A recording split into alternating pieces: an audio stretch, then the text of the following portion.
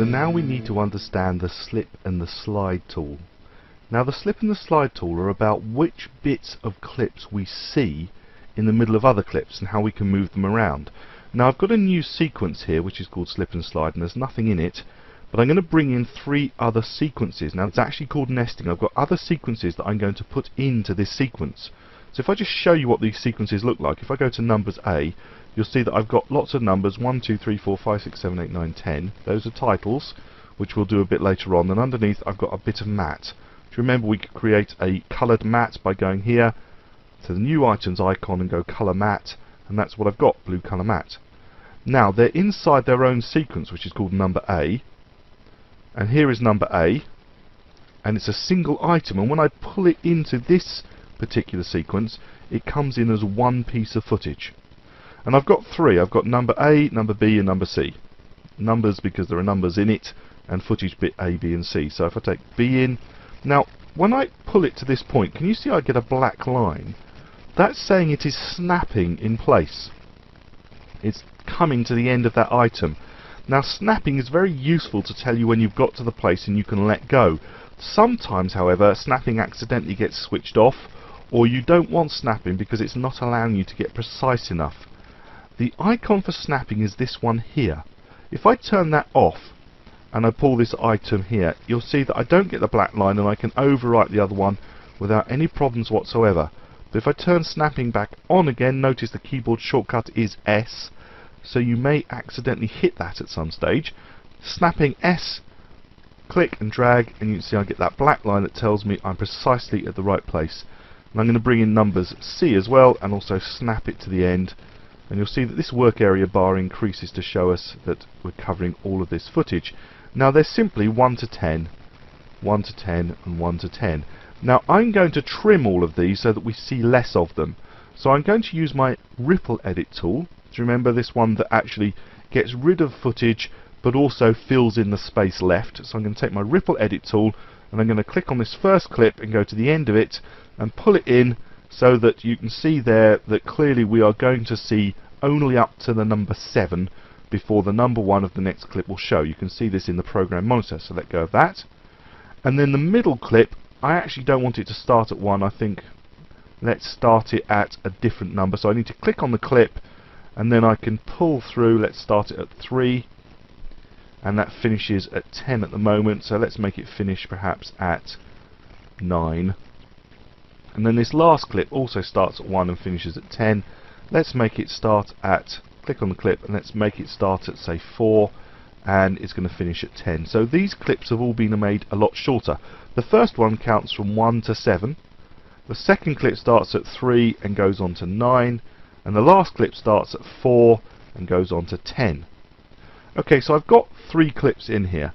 But say I want to see different bits of these clips. This is where the slip and the slide tool come along. So I'm going to choose the slip tool and I'm going to apply it to the middle clip. Because at the moment I can see, as we looked before, from 3 till 8. But say I actually wanted it to start at 1 and I needed to move it inside these 2 clips. I don't want the out point of this clip to change. So at the moment this first clip is finishing at 7. I don't want that to change, and I don't want the in point of the third clip, which is 4, to change, but I do want which bits I see of the middle clip to change. So I click on the slip tool. It sort of slips underneath the other clips, if you like. Click and drag, and as soon as I drag I get an updated window in my project panel. It's telling me that the first clip is going to stay at 7. The out point of the first clip will stay at 7, and the in point of the last clip will stay at 4. But the bits that I'm seeing of the middle clip I'm now going to see from 1 to 6, not from 3 to 9 or whatever it was before. So if I let go now, you'll see that it still finishes at 7, but I'm starting from 1 through till 6, and then the next clip does still start at 4. So let's just do that again. Let's do it. Click and drag. I'm going the other way at the moment, so it starts at 1 and I see through to 6, but if I pull it the other way I can actually make it start at 4 and go through till 10. I'm seeing a different part of the middle clip by using the slip tool. It's slipping underneath the other 2 clips. So the first clip, clip A, is staying 1 till 7 and not changing, and clip C is staying at 1 till 10 and not changing, but the bit that I'm seeing of the middle clip is changing, and I can see that updating as I go backwards and forwards with the slip tool. So that's the slip tool. So at the moment, clip 1 is 1 till 7, clip 2 is 2 till 8, and clip 3 is 4 till 10. So what's the difference between slip and slide? If I choose the slide tool and I go to this middle clip, I'm going to slide it back and forwards over these other clips, the beginning and end. Now it'll only slide so far as there is head and tail footage, but what it will mean is the middle clip will remain unchanged. So it starts at 2 and it finishes at 8, and that will not change. However, the out point of this first clip will change and the in point of this second clip will change. So if I click and drag, you can physically see in the timeline that I'm moving the clip around, and it's showing you at the top that the green clip is going to stay at 2 till 8. However, the blue clip, the first one, is going to start now at 6. It was at 7, it's now going to start at 6. And the clip at the end is going to start at 3, not at 4, but I can carry on pulling it all the way down till I can't go any further now, simply because the clip at the end has reached 1, and that's the furthest it can go.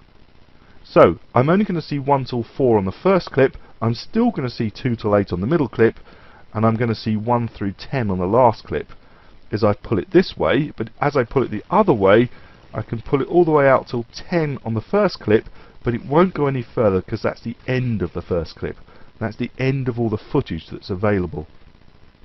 So the middle clip stays completely the same in the sense of you see all that you originally planned, but when you slide, you're changing the out point of the first clip and the in point of the third clip as you slide the clip over the other two clips that you have. So that's the slip and the slide.